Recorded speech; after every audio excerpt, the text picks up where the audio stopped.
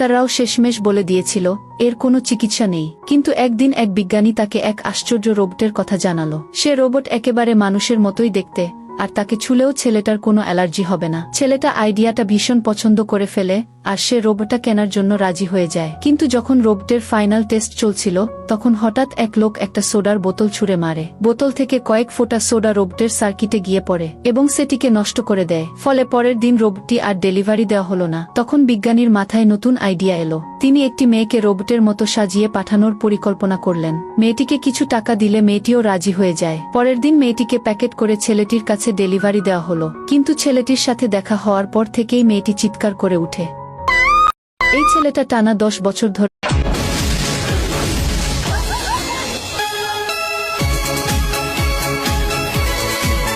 কি বাচ্চার ডাইপার কিনতে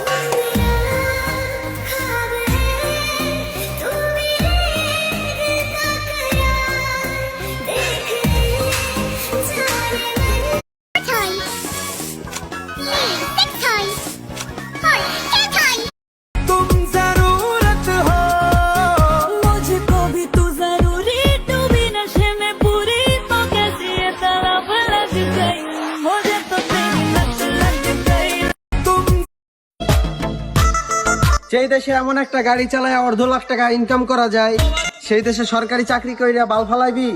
লাগা লাইসেন্স চালা গাড়ি, ভুইলা যা বেঈমান নারী। এই ছেলেটা কোটিপতি বাবার একমাত্র সন্তান। সে পা থেকে মাথা পর্যন্ত সব সময় ব্র্যান্ডের জিনিস পরতো। একদিন সে একটা মেয়েকে হোম মিনিস্টারের মেয়ে ভেবে বাসার কাজের মেয়ের সাথে প্রেম করতে থাকে। কিন্তু যখন তারা জানতে পারে সে একজন কাজের মেয়ে, তখন তারা তাকে অপমান করে বের করে দেয়। মেয়েটা অনেক কষ্ট নিয়ে নিজেকে এমন ভাবে তৈরি করে, একদিন সেই পরিবারই মেয়েটাকে বউ করে ঘরে উঠিয়ে নেওয়ার জন্য আসে। এমনই গল্প নিয়ে 2018 সালে মুক্তি পায় ব্র্যান্ড বাবু নামের এই মুভিটা। তাহলে চলুন গল্পটা শুরু করা যাক। গল্পের শুরুতে অনেক বড় একটা আলিশানি বাসা দেখায়, যে এখানে ডায়মন্ড গ্রুপের মালিক রতন তার ছেলেকে নিয়ে খেলছিল। একটু পর আন্টি ছেলেকে হাত দিয়ে ভাত খাওয়াচ্ছিল। রতন এটা দেখতে পেয়ে রেগে যায়, বলে তোমার কি মাথা নষ্ট হয়েছে? ছেলেকে হাত দিয়ে ভাত খাওয়াচ্ছ, আর কখনো এভাবে গরিবের মতো হাত দিয়ে ভাত খাওয়াবে না। এই নাও, এই সোনার চামচ দিয়ে খাবার খাওয়াও। এই বলে সে চলে যায়। আন্টি তো অবাক হয়ে চেয়ে থাকে। একদিন তাদের ছেলে রাস্তায় খেলনা দেখে জিদ করতে থাকে, তারপরও রতন সেটা কিনে দেয় না। একটু পর সে একটা ব্র্যান্ডের খেলনা নিয়ে এসে ছেলেকে দিয়ে বলে এটা দিয়ে। এই ছেলেটা কোটিপতি বাবার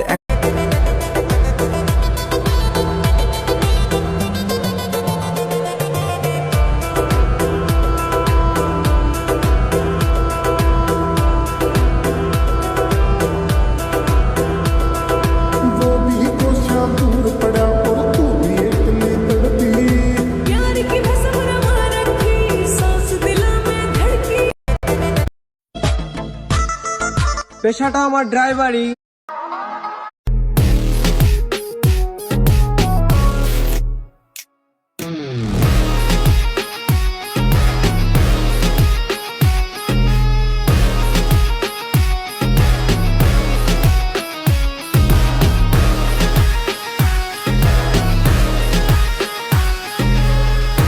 সাদিও মানে ফুটবলার পরিচয়ের বাইরে বড় পরিচয়, তিনি একজন মুসলিম। তিনি খেলার আগে অজু করে মাঠে নামেন, তো ছুঁয়েও দেখেন না। প্রায় ইসলামিক কার্যক্রমে দেখা যায় সেনেগালের এই তারকা ফুটবলারকে।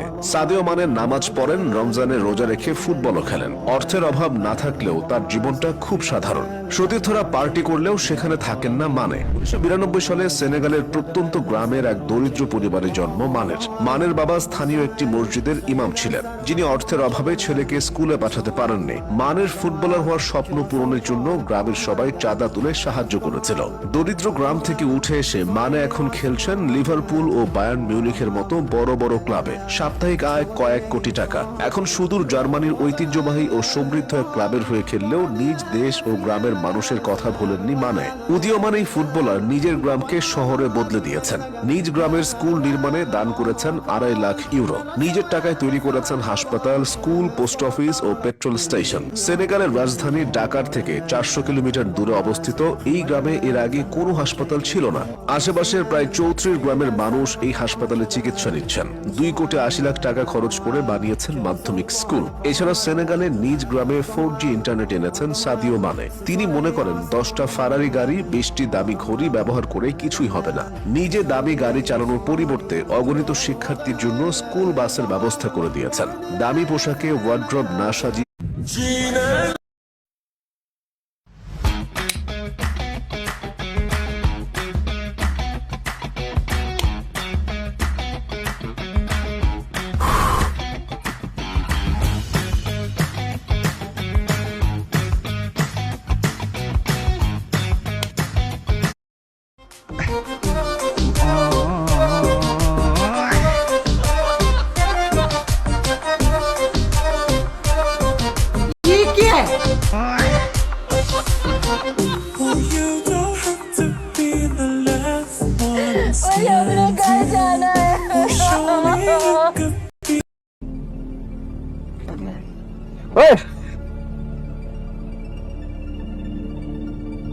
ओ गरीब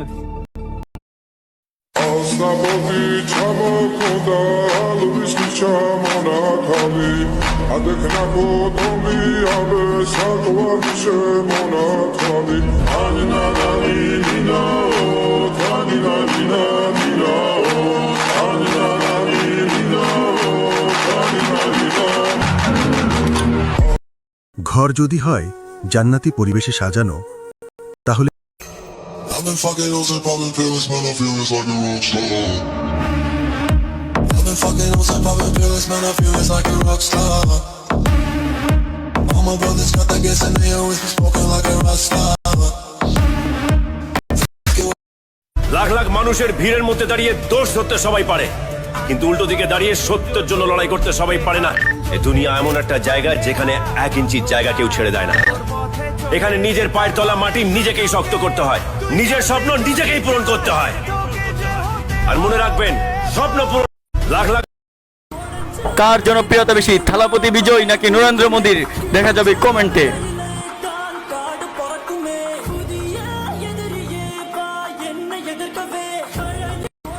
কার জনপ্রিয়তা। আপনি কি জানেন ব্রাজিলের সেরা ডিফেন্ডার মার্সেলো মেসিকে নিয়ে কি বলেছিল? যে ব্রাজিলিয়ান সাপোর্টাররা মেসিকে সেরা মানতে পারে না, সেই ব্রাজিলিয়ান ফুটবলাররা মেসিকে নিয়ে যা বলে তা শুনলে আপনি অবাক হয়ে যাবেন। ব্রাজিলের ডিফেন্ডার মার্সেলোকে যখন মেসি সম্পর্কে প্রশ্ন করা হয়েছিল, তখন মার্সেলো বলেছিলেন, আমার চোখে মেসি সর্বকালের সেরা ফুটবলার। আমার জীবনে মেসিকে আমি যতবারই ফাউল করে আটকাতে চেয়েছি, ঠিক ততবারই মেসি আমাকে বোকা বানিয়েছে। 2 পাইলট বিমান চালাচ্ছিল। ঠিক সেই সময় এক পাইলট আরেক পাইলটরে জিজ্ঞাসা করলো, এই মুহূর্তে যদি আমাদের প্লেনে আগুন লেগে যায়, তুমি সর্বপ্রথম কি কাজটাই করবে? তখন দ্বিতীয় পাইলটটা উত্তর দেয়, আমি একটা কাজই করব, সর্বপ্রথম আমার বিমানটা যেন আমার দেশের কারো কলিজায় যায় না লাগে, আমি বিমানটাই সমুদ্র পর্যন্ত নিয়ে যাব। 3 মিনিট পর চালাতে চালাতে ঠিক সমুদ্রের পথে নিয়ে যায় কর্ণফুলী নদীতে। আরে নিজের জীবন চইলা গেল, কিন্তু দেশের মানুষকে যাইতে দিল না। এইরকম একটা পাইলটেরই দরকার আমাদের দেশে। ঠিক তেমন মানুষ 2 নামাজ দেখে ধাক্কা মারা কোনো মুসলমানের কাজ নয়, এটা বিধর্মীর কাজ। শেয়ার করে দিন, আল্লাহ আপনার মঙ্গল করবেন ইনশাআল্লাহ। আপনি যদি 100% নামাজ দেখে ধাক্কা, আপনি যদি 100% মোটা এবং সুন্দর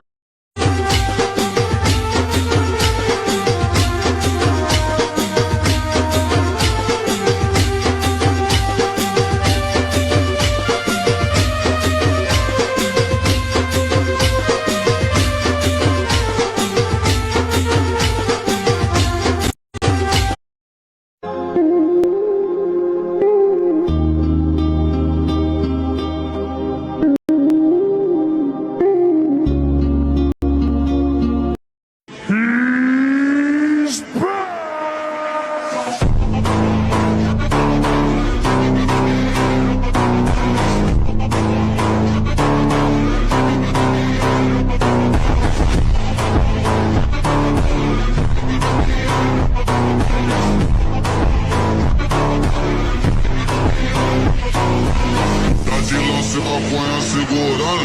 Olha a via safada relaxando. Olha a pica safada sem vergonha. Vai sentando na pica doida de maconha. Atenção pro bagulho é doidão. Trava essa puta ficando safada. Senta malvada, quica malvada. Trava na ponta da pica e não para.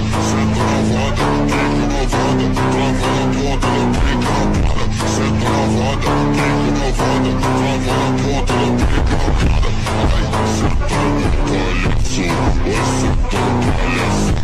Vai sentando palhaço. Vai sentando palhaço. একটা Suzuki Gixxer FI bike أنا ثائر والخط حسيني أنا ثائر والخط حسيني سأثور بوجه الظالم وأجاهد مثل القاسم. Sir তুমি আজকে যে performance করেছো তুমি কি আমার পাশে বসে যাওয়া ডিজার্ভ করো? No sir then what do you deserve? Sir I should done sir so do ইট।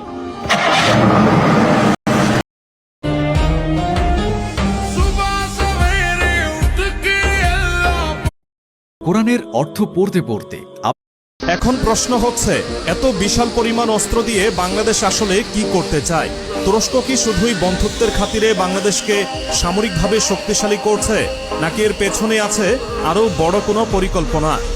বিশ্বজুড়ে যখন মুসলিম দেশগুলোর ওপর নানা বিধিনিষেধ আরোপ করা হচ্ছে, তখন তুরস্ক যেন হয়ে উঠেছে মুসলিম বিশ্বের জন্য একমাত্র ভরসার নাম।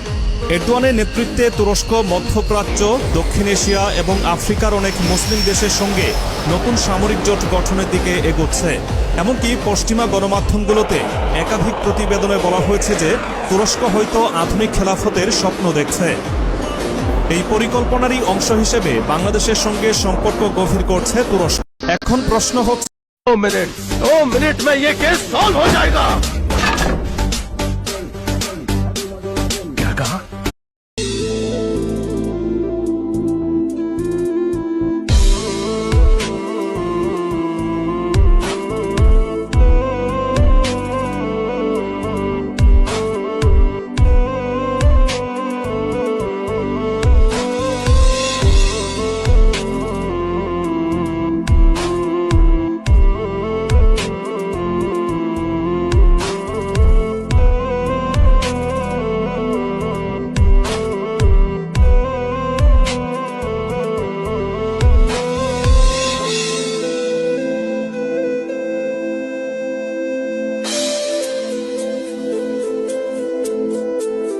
এবার কিছু অতুল কাবা আপনাকে সত্যিকারের কাবা জিয়ারতের সুযোগ করে দিবে ইনশাআল্লাহ।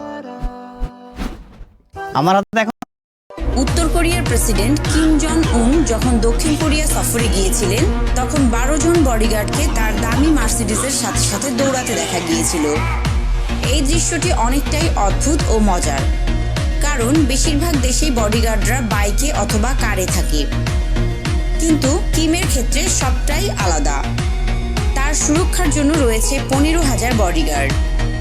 এছাড়াও কিমের আরেকটি পার্সোনাল গার্ড আছে, যার নাম প্রোটেকশন কমান্ড। এই বাহিনীর সদস্য সংখ্যা 1,20,000। কিন্তু কেন এত প্রোটেকশন জানেন? কারণ কিমের বাবা ও দাদাকে মারার জন্য বহুবার প্রচেষ্টা করা হয়েছিল এবং কিমকে মারার জন্যও কয়েকবার চেষ্টা চালানো হয়েছে। তাই এই বিষয়ে সতর্ক থাকা কিমের জন্য খুবই স্বাভাবিক একটি বিষয়। উত্তর